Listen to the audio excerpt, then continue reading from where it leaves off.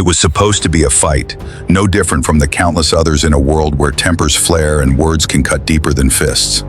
But nothing could have prepared anyone for the bloody aftermath that would leave a 17-year-old girl dead, a once strong friendship shattered beyond repair, and a young woman running from a crime she never anticipated.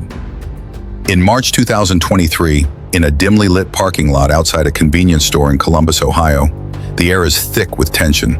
Two girls stand face to face, fists clenched, the kind of tension that only former friends know. They're about to fight, nothing more, nothing less. The crowd that gathers around them is restless, pulling out their phones to capture the inevitable conflict. A group of young men and women shout their encouragements, "Punch her, punch her."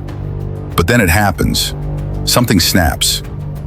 Briana Barrosini, once a close friend of Halia Colulbertson, moves first. A punch is thrown. Halia counters, slapping Briana across the face with a force that sends the crowd into an uproar. But it's not the fight anyone expected. The next moment, everything changes. Briana pulls out a blade. It glints in the pale moonlight, sharp and sudden. Halia stumbles back, clutching her neck, the blood pouring from the deep wound. The crowd quiets, the realization sinking in. This was no longer a fight. This was an attack. Did anyone see what she got stabbed with? Someone calls out, but the witnesses are in shock. The damage is done. Halia collapses to the ground, blood soaking her clothes as the life drains from her. Briana? She's already gone, fleeing the scene, disappearing into the night as if she never existed. The scene turns chaotic as first responders arrive, sirens wailing in the distance, cutting through the air. Paramedics rush toward Halia, working quickly, their faces grim. Officers begin questioning the witnesses, trying to piece together what happened. A young man, shaky and confused, steps forward. He claims to have caught the entire incident on video. His phone is handed over to the officers, the footage showing the moments leading up to the brutal stabbing. It's clear in the video, the fight wasn't supposed to end this way, but it did. The police have one name, Briana Barrosini, the girl who once called Halia her best friend, now the prime suspect in a life-ending assault. Briana's gone, nowhere to be found, and now the hunt begins.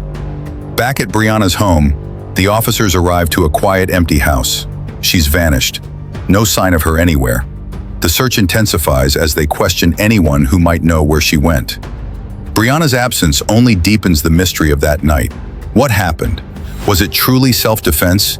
Or did the situation spiral into something more sinister? The answers lie with Briana, but she's evading the truth. One of the witnesses who had been near the Jeep when everything went down recalls the details. Halia had been bleeding from her neck, clutching the wound as she tried to get into the car. She managed to say she was feeling nauseous, and that's when the situation took a darker turn.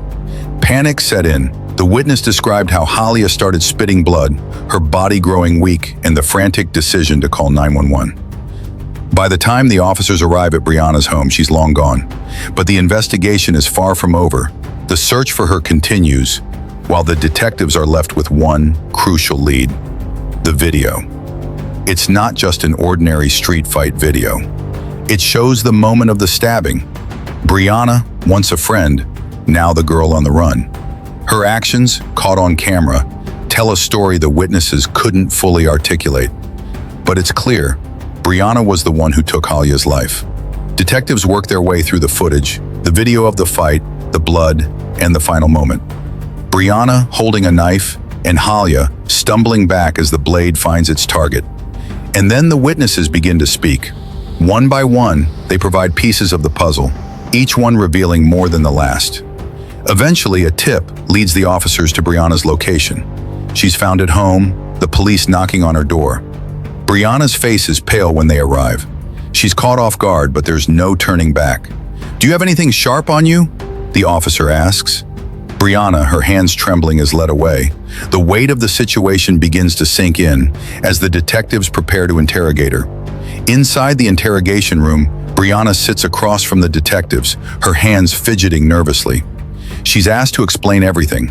She starts by recounting the evening, her trip to the convenience store, the run-in with Halia and her friends. They had been exchanging harsh words, insults. It wasn't supposed to go this far. Briana insists that she never wanted to hurt Halia. It was supposed to be just a fight, nothing more. But Halia had slapped her first, And that's when everything went sideways. "I didn't want to fight," Briana says, her voice shaky. But she wouldn't back down. The detectives push her on what happened after that. Briana admits that she pulled out a knife in an attempt to protect herself, but she doesn't remember the moment the knife struck Halia. "It all happened so fast," she mutters, her face pale. But something about her story doesn't add up. The video tells a different truth. There's no defense in what she did. Briana's explanation doesn't hold water. She's caught, but she continues to deny intent. Was it really an accident, or was it something darker? "I didn't know what to do," Briana admits. "I didn't think the police would come for me. I thought they'd come to my house. I just went to bed." Her lack of remorse is chilling. The detectives press further. Briana is cornered, forced to confront the evidence. The knife, the one that ended Halia's life, is found at Briana's house. The shoes she wore that night are recovered as well. The physical evidence is damning. Weeks pass, and the case against Briana solidifies. She's charged with murder. The media frenzy intensifies. Questions swirl around her. Was it really self-defense? Was there more to the story? The people of Columbus are left to wonder, left with the haunting question of how things escalated so quickly.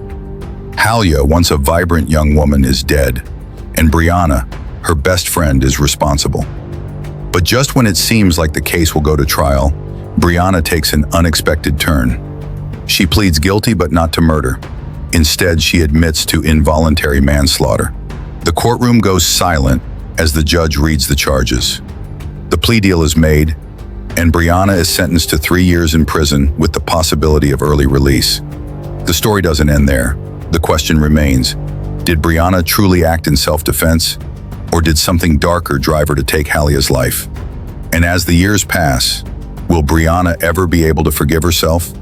The case closes, but the echoes of that night, the knife, the blood, the broken friendship, will haunt everyone involved. And as Briana's time in prison begins, the haunting question lingers.